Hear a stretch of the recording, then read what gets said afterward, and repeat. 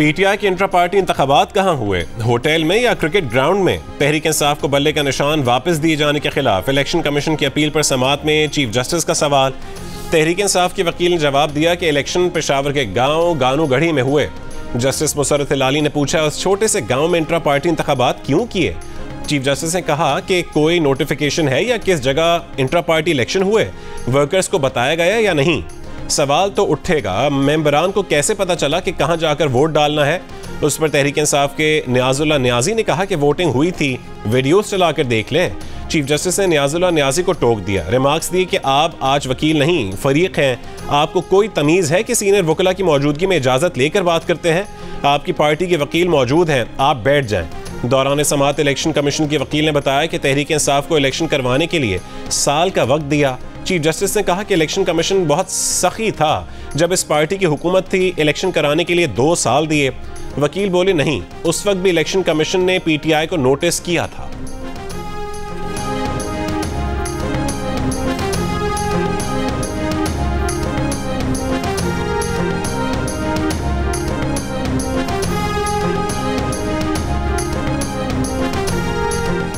हमने पीटीआई के मुकदमे के लिए जुडिशल काउंसिल का इजलास आगे किया। पीटीआई इंतखाबात करवाने आई तो 12 दिन में इंतखाबात की तारीख दे दी। आप इलेक्शन कमीशन के खिलाफ तौहीन अदालत की दरखास्त लाए तो फौरी इलेक्शन कमीशन से जवाब मांग लिया। आप लाहौर हाई कोर्ट गए, वहां लार्जर बेंच बना दिया। आप लाहौर हाई कोर्ट छोड़कर पेशावर चले गए, रिलीफ मिल गया। अब और क्या करें? चीफ जस्टिस का तहरीक इंसाफ के वकील से मुकालमा। ये भी कहा कि पेशावर हाई कोर्ट के फैसले में सुकम है। हाई कोर्ट ने सिर्फ इतना कहा कि तहरीक इंसाफ को बल्ले का निशान दिया जाए, ऐसी डिक्लेरेशन नहीं दी कि इंट्रा पार्टी इलेक्शन दुरुस्त थे। बैरिस्टर गौहर ने कहा कि हम वहां फोरम शॉपिंग के लिए नहीं गए थे। उस पर चीफ जस्टिस ने कहा कि उन्होंने फोरम शॉपिंग का लफ्ज़ इस्तेमाल नहीं किया। ये लफ्ज़ इस्तेमाल होता है जब एक जगह से रिलीफ ना मिला तो दूसरी जगह भागो, इस तरह तो सिस्टम खराब हो जाएगा।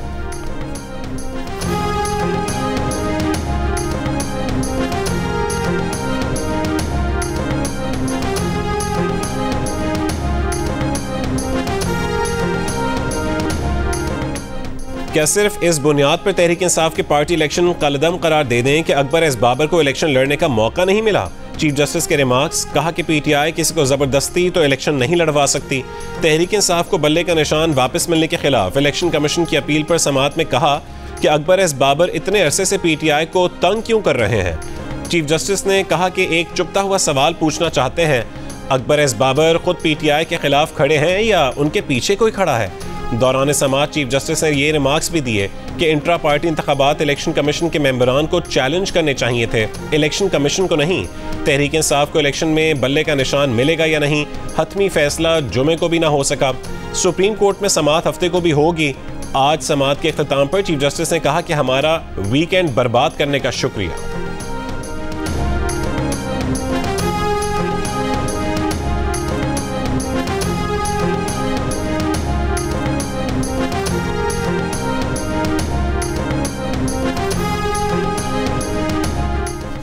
तहरीक इंसाफ ने मुल्क भर में पार्टी टिकट जारी कर दिए। असद कैसर, अली मोहम्मद खान, अली अमीन गंडापुर, उमर अयूब खान और शहरार आफरीदी खैबर पख्तूनख्वा से कौमी असम्बली का टिकट हासिल करने में कामयाब। पीटीआई ने रावलपिंडी में शेख रशीद के खिलाफ भी उम्मीदवार खड़ा कर दिया। शेख रशीद के भतीजे राशिद शफीक को भी टिकट नहीं दिया। अटक से दोनों टिकट ताहिर सादिक और उनकी बेटी ईमान ताहिर को मिल गए।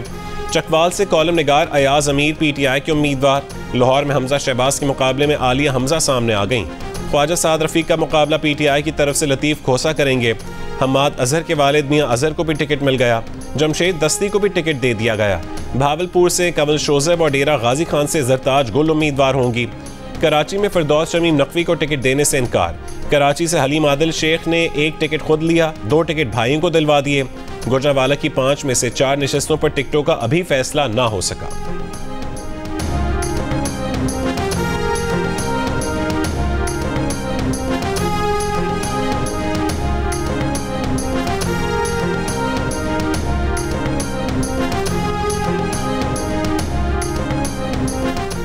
नून लीग ने अपने गढ़ लाहौर से आईपीपी के लिए कौमी असम्बली की 2 नशस्तें छोड़ दी। NA 117 और 128 से नून लीग ने उम्मीदवार खड़े नहीं किए। लाहौर से उम्मीदवारों के नामों का ऐलान कर दिया। NA-130 से मियां नवाज शरीफ इलेक्शन लड़ेंगे। शहबाज शरीफ हल्का NA-123 से इलेक्शन लड़ेंगे। मरीम नवाज NA-119 और हमजा शहबाज NA-118 से इलेक्शन लड़ेंगे। रोहेल असगर और अयाज सादिक का मामला भी तय पा गया। NA-120 से अयाज सादिक, 121 से शेख रोहेल असगर और 122 से ख्वाजा साद रफ़ीक को टिकट जारी। NA-124 से राना मुबशिर, 125 से अफजल खोकर और 126 से सैफुल मुलूक खोकर नून लीग के उम्मीदवार होंगे। NA-127 से बिलावल भुट्टो जरदारी के मुकाबले में अताउल्लाह तारड़ मैदान में होंगे। शहबाज शरीफ, मरीम नवाज और हमजा शहबाज को लाहौर की मुख्तलिफ सूबाई नशिस्तों पर भी टिकट जारी। मरीम नवाज 159, हमजा 147 और शहबाज शरीफ PP 164 से नून लीग के उम्मीदवार होंगे। शहबाज शरीफ कसूर से कौमी असम्बली के हल्का NA-132 से भी मैदान में उतरेंगे। PP 175 पर मलिक रशीद अहमद खान और PP 179 से मलिक मोहम्मद अहमद खान को टिकट जारी।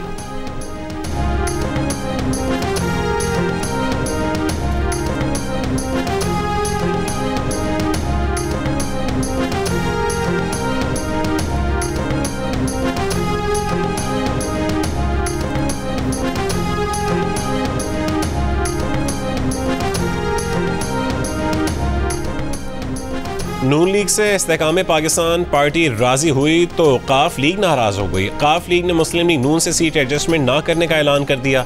चौधरी सालिक हुसैन का कहना है कि पार्टी क़यादत ने फैसला किया है, दोहरे मयार का शिकार नहीं होंगे। नून लीग काफ लीग से मुकाबला करेगी तो वो अपने साथियों के साथ खड़े होने को तरजीह देंगे। नून लीग उनके और उनके भाई के खिलाफ गुजरात में अपने उम्मीदवार खड़े कर दे। 4 कौमी और 8 सूबाई सीटों की बात हुई थी। काफ लीग के लिए 2 कौमी और 2 सूबाई हल्के छोड़े गए। ऐसा नहीं हो सकता कि उन्हें और भाई शाफी हुसैन को सीट दी जाए और बाकियों को नहीं। पार्टी इलामी के मुताबिक मुस्लिम लीग काफ पंजाब के सेक्रेटरी जनरल चौधरी शाफी हुसैन ने भी फैसले से इत्तफाक किया है।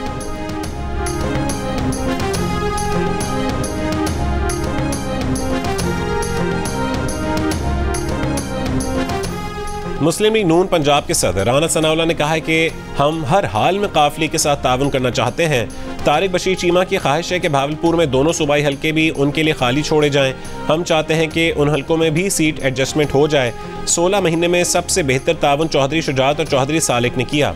गुलाम सरवर खान ने अगर हमें एक बार चोर कहा तो हम उन्हें 10 बार चोर कहते थे। जहांगीर तरीन से दरख्वास्त की है कि वो लोधरा से भी इलेक्शन लड़ना चाहते हैं तो लड़ लें। मुल्तान के हल्का NA-149 में जहांगीर तरीन की भरपूर सपोर्ट करेंगे। पार्टी सदर ने तलाल चौधरी से सेनेट के टिकट का वादा किया है, उनसे वादा पूरा करेंगे। दानियाल अजीज ने पार्टी के लिए काम किया लेकिन किसी को पार्टी का मजाक उड़ाने की इजाज़त नहीं दी जा सकती। दानियाल अजीज को नोटिस दिया तो उन्होंने नोटिस का भी मजाक उड़ाया।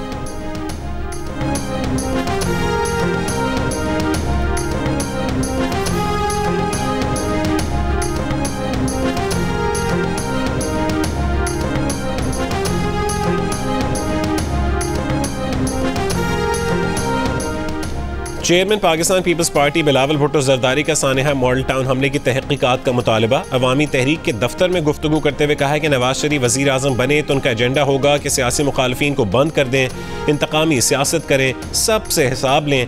नवाज शरीफ वज़ीर आज़म बने तो वो माजी को देखते हुए आज को नुकसान पहुँचाएंगे। नून लीग और PTI नफरत की सियासत को इंतहा पर ले गए हैं। पीपल्स पार्टी की तारीख है कि वो पूरे मुल्क को साथ लेकर चलती है, एक नई सोच के साथ सियासत कर रहे हैं।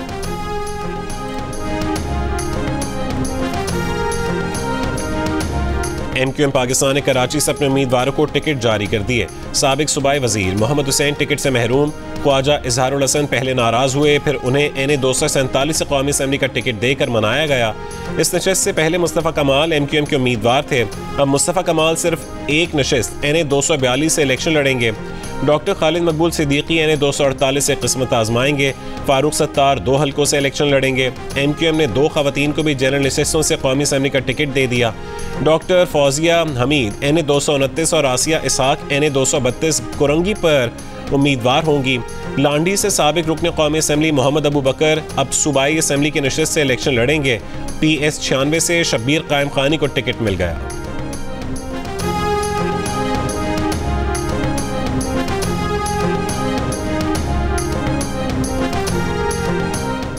कराची के हल्का NA-242 से मुस्लिम लीग नून के सदर शहबाज शरीफ दस्तबरदार।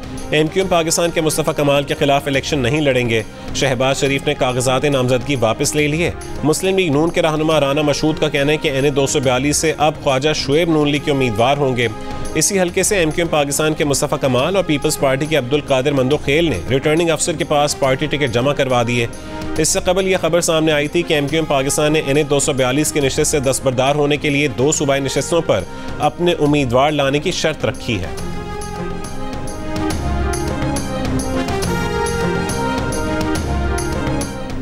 नवाज शरीफ पंजाब में मकबूलियत में सबसे आगे। गैलप पाकिस्तान के सर्वे में 60% ने नवाज शरीफ को पसंदीदा रहनुमा कहा। बानी PTI 53% के साथ दूसरे नंबर पर नजर आए। कौमी सतह पर बानी PTI की मकबूलियत में 3% कमी के साथ 57% हो गई, मगर अब भी पसंदीदगी में सर फहरिस्त। अलबत्ता नवाज शरीफ की मकबूलियत में कौमी सतह पर 16% का वाज़े इजाफा हुआ। 52% पाकिस्तानियों ने पसंदीदा कहा। बिलावल भुट्टो जरदारी 35% के साथ कौमी सतह पर तीसरे मकबूल रहनुमा रहे, मगर पसंदीदगी में 1% कमी आई। पंजाब में सिराजुल हक 36% के साथ तीसरे मकबूल रहनुमा बनकर उभरे। बिलावल भुट्टो जरदारी 34%, साद रिजवी 31%, मौलाना फजलुर रहमान 27%, जबकि जहांगीर तरीन पंजाब में 21% शहरियों की पसंद नजर आए।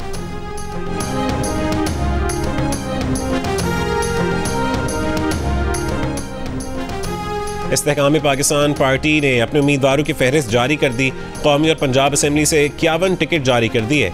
जहांगीर तरीन मुल्तान की नशिस्त NA-149 और लोधरा की नशिस्त NA-155 के साथ साथ PP 227 से भी इंतखाब लड़ेंगे।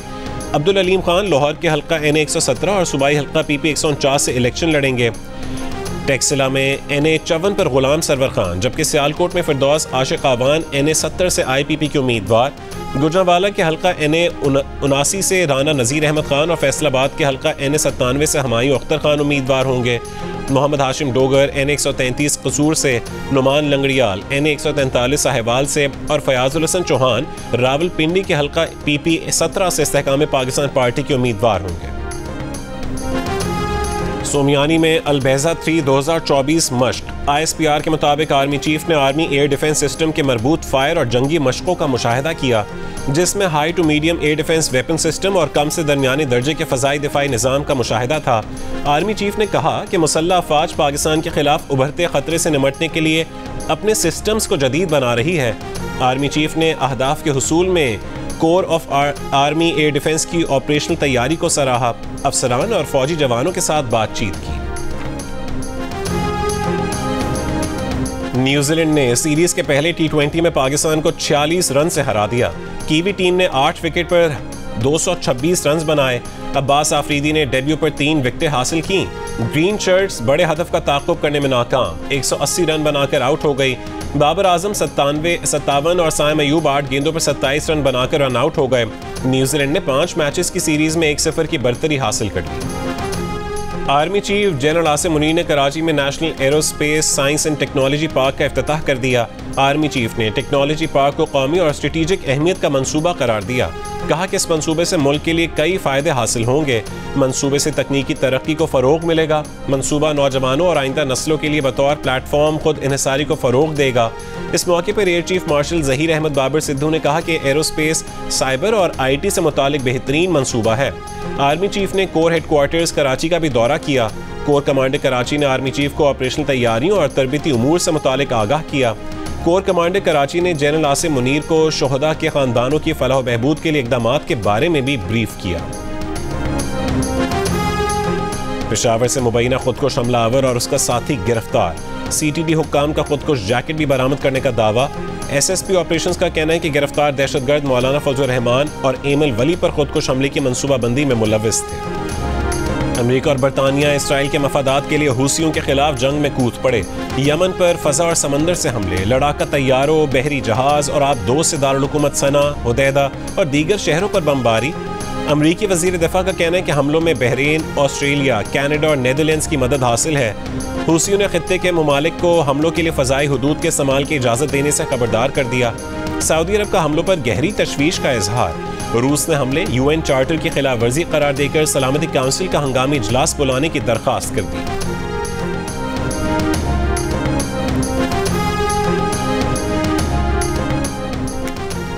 गजा के इलाके रफाह में रिहायशी इमारत पर इसराइली हमले में बच्चों समेत 9 फ़लस्तीनी शहीद हो गए। इमारत में पनाह गुज़ीन मुकीम थे। इसराइल की वस्ती गजा में एम्बुलेंस को निशाना बनाने की तरदीद। हमले में तिब्बी अमले के 4 अरकान शहीद हुए। बरतानवी इदारे ऑक्सफैम ने गजा पर जाहिरियत को 21वीं सदी की बदतरीन जंग करार दे दिया। कहा कि यौमिया औसतन 250 फ़लस्तीनी कत्ल किए गए।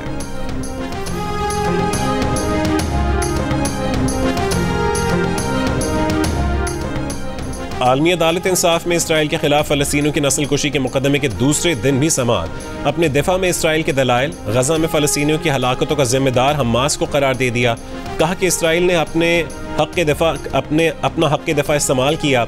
हमास अस्पतालों और दीगर शहरी मकामात को इस्तेमाल कर रहा है। फ़लस्तीनियों के खिलाफ कार्रवाइयाँ आलमी क़वानीन के मुताबिक हैं। नस्ल कुशी नहीं की जा रही। जनूबी अफ्रीका मुकम्मल कहानी नहीं सुना रहा। इसराइल हमास के साथ कोई समझौता नहीं करेगा। इसराइल ने जनूबी अफ्रीका की दरख्वास्त रद्द करने के मुतालबे के साथ आलमी अदालत इंसाफ के दायरे इख्तियार पर भी सवाल उठा दिए। आलमी अदालत इंसाफ के बाहर फ़लस्तीन पर इसराइली मज़ालिम के खिलाफ एहतजाज। मज़लूम फ़लस्तीनियों से इज़हार यकजहती। फ़लस्तीन की आज़ादी के हक़ में नारे। दिल का रिश्ता ऐप पाकिस्तान के बड़े शहरों में कामयाबी के बाद 200 छोटे शहरों में भी रिश्तों के लिए सबसे काबिल एतबार ऐप बन चुकी है। अब छोटे शहरों में मुकीम लोग रिश्तों के लिए दिल का रिश्ता ऐप का सहारा ले रहे हैं।